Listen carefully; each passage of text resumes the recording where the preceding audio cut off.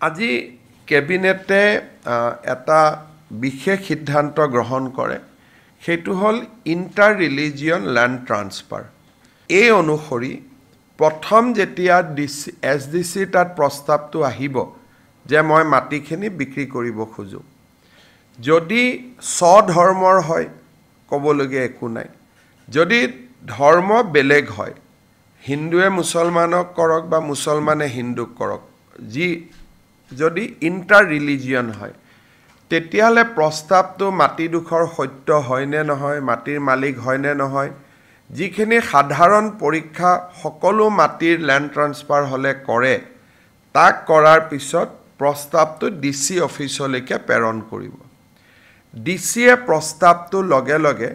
revenue ডিপাৰ্টমেণ্টত পঠাই দিব চৰকাৰত ৰেভিনিউ ডিপাৰ্টমেণ্টত এজন নোডেল অফিচাৰ থাকিব ৰেভিনিউ ডিপাৰ্টমেণ্টে প্ৰস্তাৱটো পোৱাৰ পিছত ৰেভিনিউ ডিপাৰ্টমেণ্টে স্পেচিয়েল ব্ৰাঞ্চক অসম পুলিচৰ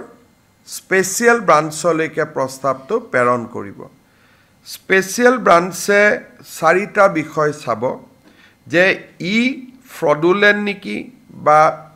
কোহেচিভ নেকি ইলিগেল ট্ৰান্সফাৰ নেকি বা কোনোবাই যদি মাটিটো কিনিব খুজিছে তাৰ টকাৰ সোৰ্সটো কি মানে বিত্তটো কোৰ পৰা আহিছে whether it is a white money or black money হেতু চাব তাৰ পিছত চাব যে এই মাটিটো বিক্ৰী কৰিলে তাৰ সামাজিক গাঁথনিটোৰ ওপৰত কেনেকুৱা প্ৰভাৱ পৰিব তাক পৰীক্ষা কৰিব চতুৰ্থতে ৰাষ্ট্ৰীয় নিৰাপত্তাৰ দিশটো পৰীক্ষা কৰিব এই গোটেইকেইটা দিশ পৰীক্ষা কৰি এছবিয়ে আকৌ চৰকাৰক নিজৰ কথাখিনি লিখি জনাব চৰকাৰে কথাখিনি ডিসিক জনাব আৰু ডিসিয়ে মাটিটো বিক্ৰী কৰিব দিম বা নিদিম তাৰ ওপৰত ডিসিয়ে সিদ্ধান্ত ল'ব